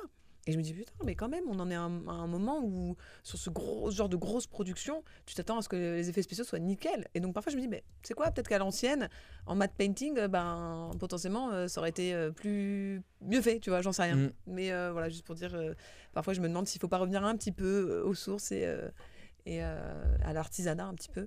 Tout à fait, ouais. Bah, ça a du charme, hein. Il y a pas mal d'artistes. Alors, c'est plus ces artistes indépendants qui vont avoir tendance à réutiliser des vieilles méthodes. Et c'est vrai que la nostalgie fait que on passe un peu pour des héros dès qu'on exploite ça. Et c'est un peu sur ça qu'avait surfé Star Wars dans leur dernier film. Donc, je parle des derniers films de leur dernière trilogie. Le Disney, quoi. Oui, en mode, oui, on va avoir des animatroniques, des marionnettes. Il y aura Yoda, ça sera la marionnette. Alors, j'ai pas trouvé de sens logique de ramener Yoda déjà en marionnette, sachant qu'en plus, alors je sais pas ce que vous en avez pensé, mais dans le 8, j'ai trouvé que son apparition était complètement random et il avait un comportement un petit peu de débile. Et les gens me disaient, bah non, mais c'est pour faire comme dans l'épisode 5. Oui, l'épisode 5, quand il rencontre Luke. Oui, mais à ce moment-là, il brouille les pistes. Il veut pas que Luke sente qu'il est Yoda, donc il essaye de passer un peu pour un PNJ, quoi. Et après, dès qu'il découvre que c'est Yoda, il devient très sage et son comportement est complètement antinomique avec ce qu'il était avant. Et je voyais pas du tout de sens. C'est juste de la nostalgie gratuite et ça apporte rien au récit.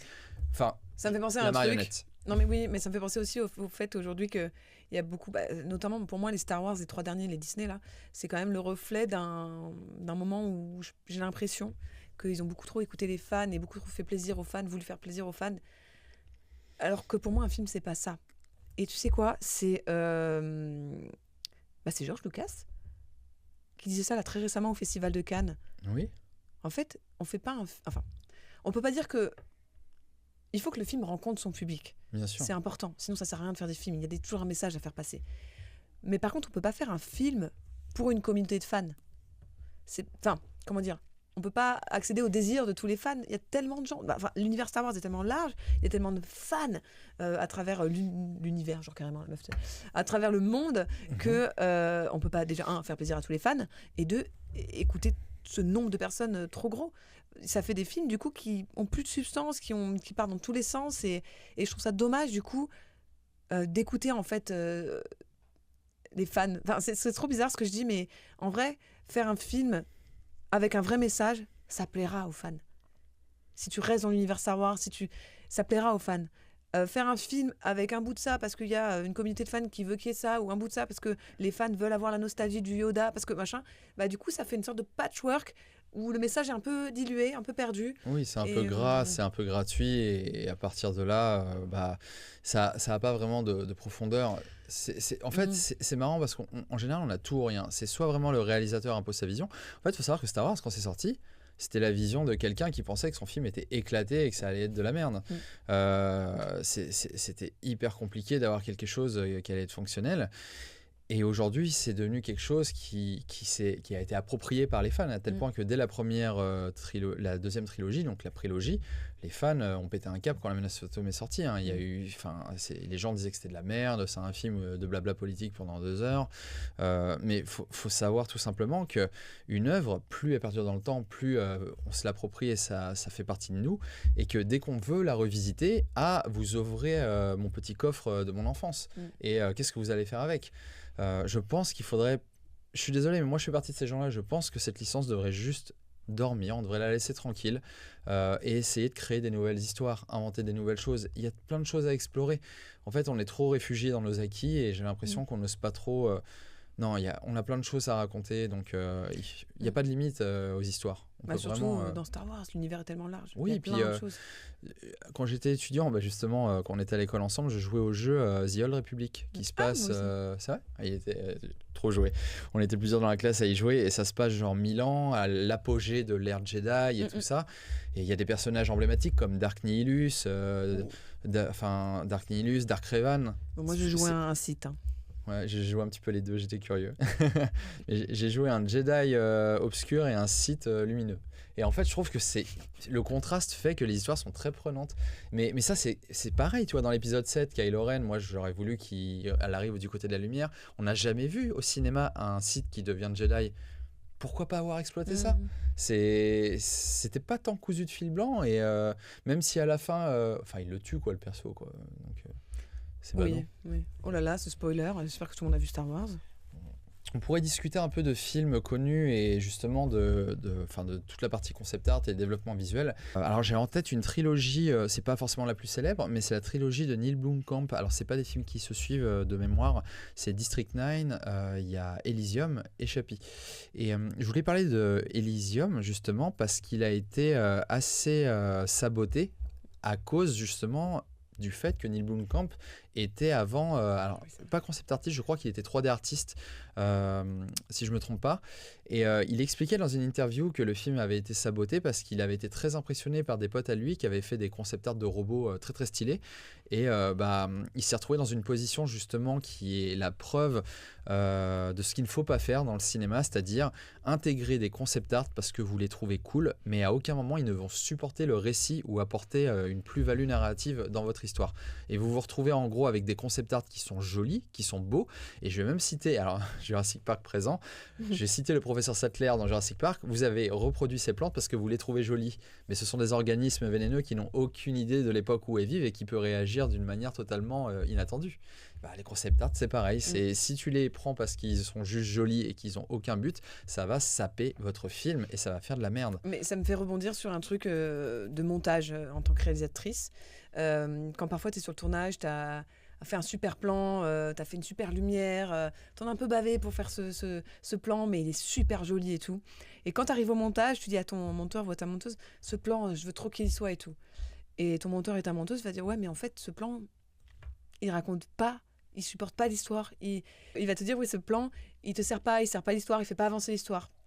Et c'est pour ça que c'est hyper important d'avoir ce regard en tant que monteur et monteuse, parce que du coup, ce plan, tu le mettras pas. Parce que même s'il est beau, et même si tu en as peut-être un peu bavé pour le faire lors du tournage, et ben, s'il ne sert pas l'histoire, on le met pas. Donc ça rebondit un petit peu aussi sur ce que tu viens de dire. En fait, avec les concept art. Il faut éviter d'être distrait. C'est très simple d'être distrait. Tu vas avoir un truc cool, tu vas dire je le verrai bien dans le film ou autre. Que ce soit un concept dans son design ou un plan, parce que dans le cas précis, il apporte rien narrativement, ou dans les exemples des films, comme par exemple, on n'a pas parlé encore du Seigneur des Anneaux, mais on peut parler du Seigneur des Anneaux par exemple et des versions longues. Si on avait découvert les versions longues en premier, peut-être qu'on aurait trouvé ça très long et que le rythme était très mauvais. Le rythme, on s'en rend pas compte, mais quand un film est bon, c'est que le rythme est bon. Quand un film a un mauvais rythme, vous le voyez tout de suite. Et c'est extrêmement désagréable à regarder. Donc si le rythme n'est pas géré, vous allez passer un mauvais quart d'heure. On pourrait peut-être aussi parler des films qui nous ont vraiment marqués et qui... Enfin, je sais que toi comme moi, on aime bien aller voir les storyboards, les concept art et tout ça. Et je pense que... Alors, je vais arrêter de vous saouler avec Jurassic Park, mais c'est vrai que les concept art, je les trouvais ouf. Et c'est vrai que c'est là que tu comprends la plus-value que ça apporte à un film. On pourrait citer... Alors, je sais pas si toi, par exemple, t'en as en tête des films, justement... dont les concept art pour toi ont été extrêmement valorisants. Si, bien sûr. Je fais une parenthèse. Buvez un shot à chaque fois que Guillaume dit Jurassic Park. C'est parti. Allez, cheers. C'est de l'eau, hein. Je vous rassure. Pas du tout. Je ne bois pas d'alcool, c'est vrai. Je suis comme Tintin. Ah ouais? Je suis roux. Pas du tout. Oui, moi ce qui m'avait marqué dans les concept art, c'est le concept art de Avatar. Ah mais oui. Alors, pensez ce que vous voulez du film. Le premier du coup. Oui, le premier. D'accord. J'avais trouvé les concept art incroyables.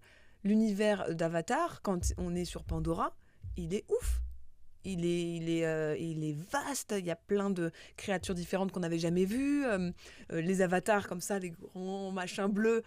C'était aussi, moi, c'est la première fois en tout cas que je voyais ce genre de choses. tout l'univers, les concept art, j'ai des images en tête où je me suis dit, waouh, j'ai envie d'aller sur Pandora, tu vois. Et quand j'ai vu le film, bah ouais, moi, le premier Avatar, j'étais à fond la planète est super bien retranscrite. Pareil, comme je disais, les créatures, les sortes de dragons volants, là, je sais plus comment ça s'appelle. Je pourrais pas t'aider. Ouais. Tu t'as vu Avatar quand même. Oui, alors j'ai pas pu aller voir le deuxième, j'étais débordé de travail et à chaque fois je me disais je vais y aller. Non, mais le premier, oui, je me souviens l'avoir vu et c'était une belle claque, quoi. Et ouais. Parce que c'est vieux maintenant, hein, quand même. Et ouais, pourtant, super, allez, mets-moi une claque dans la figure pendant que très très beau. C'est là qu'on réalise à quel point les concept art sont nécessaires dans notre industrie. On peut pas faire sans. Je repense aussi moi, c'est un petit peu le film, je pense que ouais, c'est un peu ce film-là qui m'a mis une claque et c'est là que j'ai réalisé le pouvoir du concept art parce que bon, je m'intéresse à ça depuis que je suis gamin, hein, parce qu'on m'offrait des artbooks en général assez tôt. Mais c'était La Menace Fantôme. J'enregistrais tous les documentaires, le moindre petit morceau de film qui passait dans un documentaire. Prenez le magnétoscope. Le magnétoscope, c'est un artefact pour vous aujourd'hui. Non, je sais qu'il y en a qui ont le même âge que moi. Mais ouais, j'enregistrais vraiment tout. Et je me souviens alors, je connais plus le nom de ce concept artiste, je vais vous l'afficher parce que je vais faire mes recherches en post-prod. Mais on le voyait en train de dessiner le Naboo Fighter. Donc le Naboo Fighter, c'est celui que je vous affiche tout de suite à l'écran. Et ce vaisseau, je trouve que... Enfin, c'est un bon concept parce que direct, on comprend absolument tout. Il a une forme qui évoque le côté fluide de l'eau. C'est beaucoup de courbes, de formes arrondies. Le museau, tout, ça représente à la fois un poisson et la tête d'un requin-marteau. Tu comprends que tu es dans un environnement marin associé à la planète d'où vient ce vaisseau. Et aucune erreur. On arrive sur Naboo, le monde des Gungans sous-marins, tout ça, beaucoup de végétation. Le travail, enfin le pari est réussi, quoi. Il y a beaucoup de concepts qui sont extrêmement efficaces et on était vraiment dans une période où la tablette était elle commençait à arriver, la tablette, hein. C'était pas encore à fond, mais tu voyais beaucoup de concepts réalisés au feutre, pro-marqueur, Copic, ce genre de choses. Mais oui, je suis d'accord, j'ai vu les artbooks de La Menace Fantôme, sont incroyables. 5e élément aussi. 5e élément, Le Seigneur des Anneaux, enfin voilà, faut qu'on le cite quand même, Le Seigneur des Anneaux, et il y a aussi le Harry Potter dont je parlais tout à l'heure, où les concept art que j'ai pu voir à la fin de l'expo sont magnifiques. C'est vraiment des périodes, surtout fin des années 90, début 2000, transition vraiment entre l'outil numérique, on pourrait je vais pas fixer une date pile, mais on était entre le feutre, on avait encore des professionnels concept artistes qui bossaient avec des feutres, ce genre de choses, là où d'autres on bossait avec la tablette, voire les deux. C'était possible de commencer un travail en tradi, le continuer sur tablette. C'est une époque de transition, on va dire, de technique et d'outils qui est hyper intéressante pour l'industrie. Je sais pas pourquoi ça me fait penser à Léonard de Vinci. Parce que Léonard de Vinci, il faisait ses concepts, il les dessinait, tous ses concepts. Alors, c'est pas des concepts art en soi, reliés au cinéma, mais il avait déjà ce truc de je sais pas, de dessiner des concepts de machines, d'ailes, cette image de concept de l'aile, tu sais. Alors, tu peux dire concept art parce que honnêtement, quand il créait ces machines, il réfléchissait en termes de fonction. Ça devait être fonctionnel. Ça devait justement, il dessinait ça avec toute une réflexion justement de conception derrière, dans le but d'avoir quelque chose justement qui fonctionnerait comme sa machine volante ou ce genre de choses. Ça me fait penser à ça. Et ces dessins sont magnifiques. Ah oui. Il y a des trucs, waouh, super beau, quoi. Et tu vois que rien n'est acheté. Toutes ces notes, toutes ces indications apportent justement toute cette notion de compréhension qui est nécessaire pour pouvoir ensuite justement aller à l'étape d'après. Et c'est vrai qu'on n'en a pas trop parlé, mais c'est quand même hyper important. C'est qu'en tant que concept artiste, on ne fait pas que des décors ou des personnages. Et si on fait des personnages, et ben c'est pas que pour faire des modélisations 3D ou ce genre de choses. Ça part souvent dans les costumes aussi. Et ouais. Vous portez des costumes, vous les comédiens, et qui design les costumes? Ça peut être des couturiers, ça peut être des concept artistes. Des accessoires aussi. Bien sûr, j'imagine que sur Joséphine Ange Gardien, il n'y a pas trop de concept artistes, bien sûr. Mais sur un film comme Pirates des Caraïbes, là, vous allez devoir designer des costumes en vous inspirant bien sûr d'archives historiques, de documentation. Et c'est pour ça que des historiens sont aussi présents sur certains films. Et là, ça rajoute encore des corps de métier qui viennent se greffer et alimenter justement les références. Et je pense que moi, c'est un truc que j'adorais, bosser avec des historiens sur un film, ça doit être passionnant. C'est sur le Star Wars 3, de la prélogie, donc 1, 2, 3, le 3, oui. où ce que tu dis est si vrai, parce qu'en fait, dans un concept art, au bout d'un moment, tu vas devoir inclure la coiffure, le make-up et les costumes, surtout sur des projets comme Star Wars. Oui, avec Nathalie Portman qui avait 15 costumes dans le premier film. Tout. Et là, tu vois, tu es obligé de conceptualiser pour un personnage tel que celui de Nathalie Portman, la coiffure, le costume, le make-up, ça va loin, tu vois, dans ce genre de conceptualisation. Et ça doit être cohérent en plus. Voilà. Donc ça, c'est aussi super intéressant de pouvoir faire intervenir d'autres unités en fait d'un film, quoi. Je vous affiche le concept art de Padmé Amidala, justement, en tant que reine Amidala dans le premier, avec justement la coiffe, très inspiration asiatique aussi, le maquillage. Ce costume est incroyable. Il est très très emblématique et il a vraiment marqué cette génération, quoi. C'est juste magnifique. C'est dommage qu'on n'ait pas plus de temps parce qu'on pourrait parler des heures. Il y a tellement de sujets à aborder et tout, autour du concept art dans le cinéma. Mais bon, après, je recevrai aussi d'autres invités. Et puis on pourra aussi te retrouver peut-être avec d'autres invités parce que j'aimerais bien ensuite pouvoir faire aussi des podcasts où on serait 3 pour pouvoir vraiment encore plus émuler. Plus s'amuser. Oui, tout à fait. Plus de monde pour plus se marrer. Moi, ça me va. Petite tradition après 2 épisodes, hein, c'est pas vraiment une tradition. Mais j'ai demandé justement à mes abonnés sur Instagram, en leur partageant le sujet, d'envoyer des questions. Première question de Nathanaël. Germain le vrai qui nous demande quelle différence y a-t-il avec le concept dans le jeu vidéo par rapport au cinéma ? Encore une fois, on pourrait même poser une question plus précise, c'est quels sont les différents portfolios dans le cinéma, dans le jeu vidéo ? En fait, j'ai tendance à dire à mes étudiants quand ils sortent d'études de cibler vraiment de manière très précise les studios, le type de studio et le type de direction artistique qu'ils veulent justement revendiquer. Parce que quand vous commencez à travailler dans l'industrie, il vous faut votre premier job. Pourquoi ? Parce que votre premier job va vous apporter de l'expérience. C'est là où, pour ma part, j'ai le plus progressé, c'est mes premières années justement dans un studio. On travaille avec des équipes, on fait ça toute la journée, toute la semaine, donc évidemment on progresse énormément. Ne faites pas l'erreur en fait que certains font, c'est-à-dire qu'ils ont tendance à préparer un portfolio en mettant un petit peu de tout. Mais j'aime bien cette analogie-là parce que je trouve qu'elle correspond tout à fait à cette problématique, c'est-à-dire vous allez au restaurant, vous ouvrez la carte, vous allez voir 1 milliard de plats. C'est pas rassurant. C'est un des premiers trucs qu'on vous apprend ça en restauration. C'est un restaurant avec une carte, avec 1 milliard de trucs. C'est pas sécure, c'est pas safe, c'est pas rassurant. On essaie absolument de vous attirer avec tout ce qu'on a. Partez du principe que si vous proposez un portfolio avec 1 milliard de trucs différents en termes de style, de DA, de concept, vous allez passer pour quelqu'un de très insécure. Donc il faut cibler. Alors après, je vais vous dire, mon portfolio pour le jeu vidéo et le cinéma, il est presque le même. En fait, je dirais que ça dépend vraiment des prods sur lesquels vous voulez bosser, mais encore une fois, c'est le cinéma d'animation, cinéma live. J'aurais tendance à dire que dans un portfolio pour le cinéma live, vous allez plus avoir des images réalistes, des matte painting, plus jouer avec la 3D et peut-être des intégrations justement photos, etc. etc. Là où pour ma part, dans le jeu vidéo, alors si par exemple je travaille dans le jeu vidéo stylisé, j'aurais beaucoup moins de photos dans mon rendu, des personnages avec des proportions un peu plus folles, mais rien ne m'empêche de travailler sur du cinéma d'animation et de retrouver justement ces archétypes de design dans mon portfolio. Et à l'inverse, si je travaille sur un Assassin's Creed qui a une direction artistique très réaliste, je peux me retrouver avec des concepts qui auraient également leur place dans un film. Complètement, c'est ce que j'allais dire. Pour moi, il y a quand même une frontière qui est assez fine entre certains types de jeux vidéo et le cinéma aujourd'hui. Tu vois, je joue en ce moment à Ghost of Tsushima. À Ghost of Tsushima.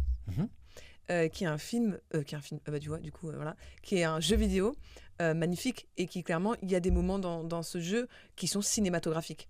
Donc j'ai l'impression que c'est quand même un peu, les frontières sont floues. Tout à fait. En fait, je pense que c'est une bonne question, hein, bien sûr, Nathanaël, que tu poses, mais la vraie question que vous devez vous poser, c'est quelle direction artistique je veux justement exploiter et quels sont les studios que je veux cibler. Cinéma ou animation ou jeux vidéo, peu importe. C'est plus à ce niveau-là que tu vas définir l'identité de ton portfolio.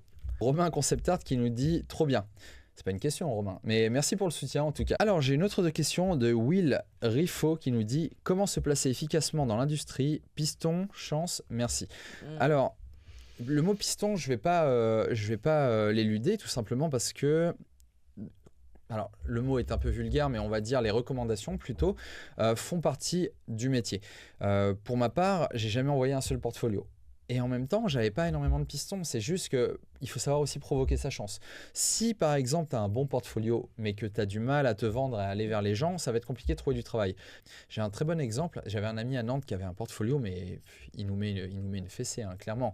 Mais il était anti-Facebook, il était anti tout ça et il n'allait pas sur les réseaux sociaux. Résultat, il se retrouvait tout le temps en galère de travail. Je dis pas qu'il faut être accro aux réseaux sociaux, il faut être tempéré, bien sûr, il faut être modéré. Mais... il faut quand même savoir se vendre, ça fait partie du métier. Et pour ma part, en tout cas, c'est beaucoup de rencontres, beaucoup de hey, salut, il y a un contrat sur lequel je dois bosser, mais je peux pas, est-ce que toi tu es dispo?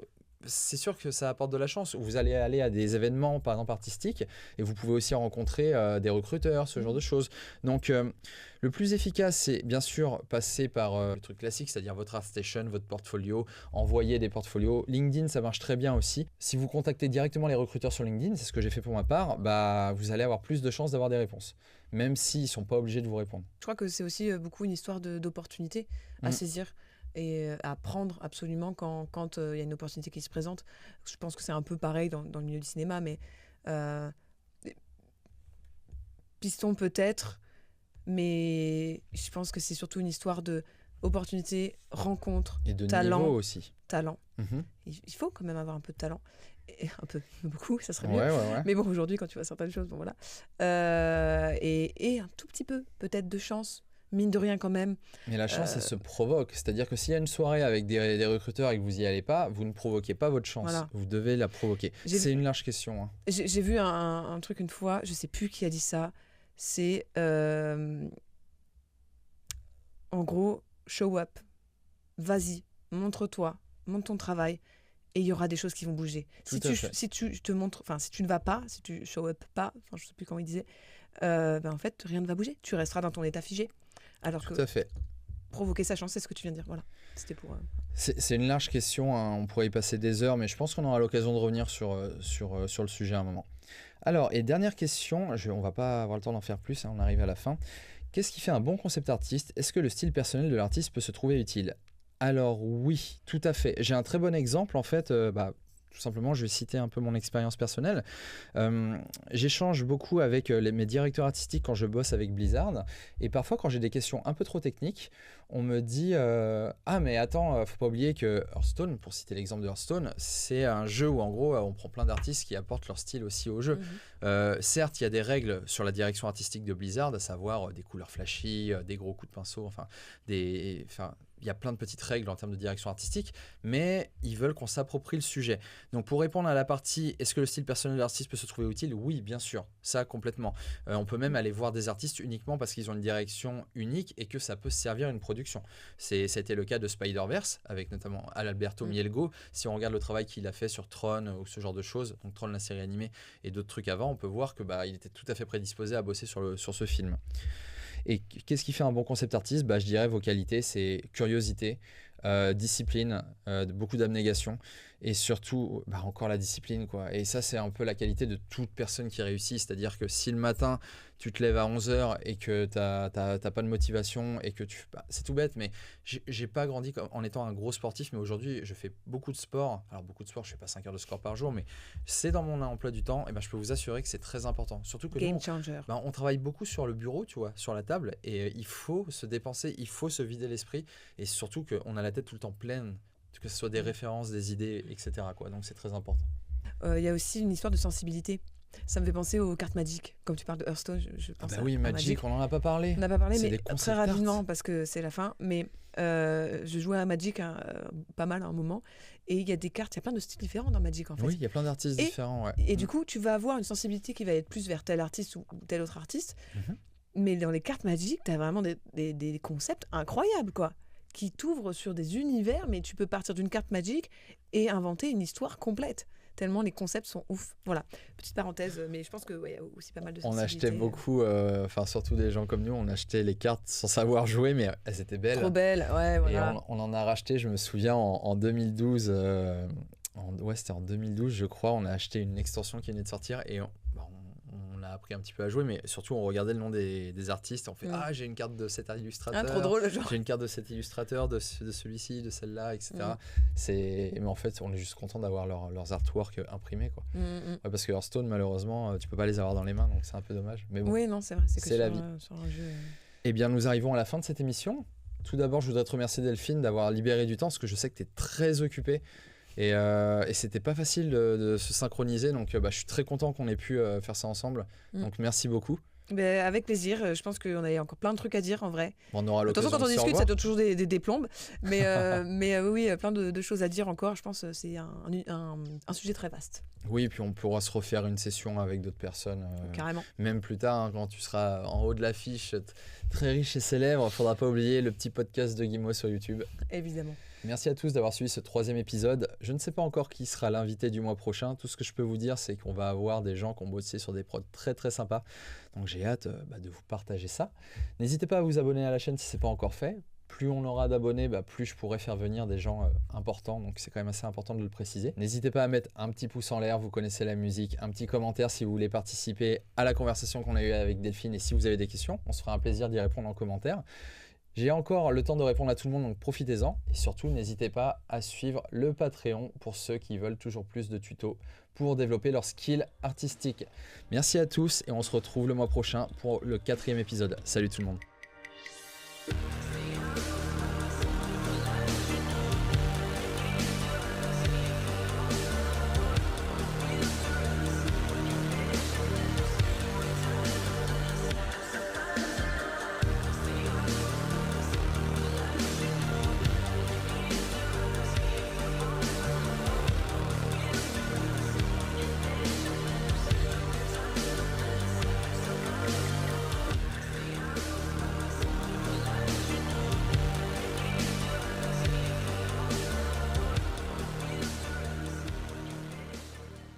Pourquoi on atteint ce point G direct?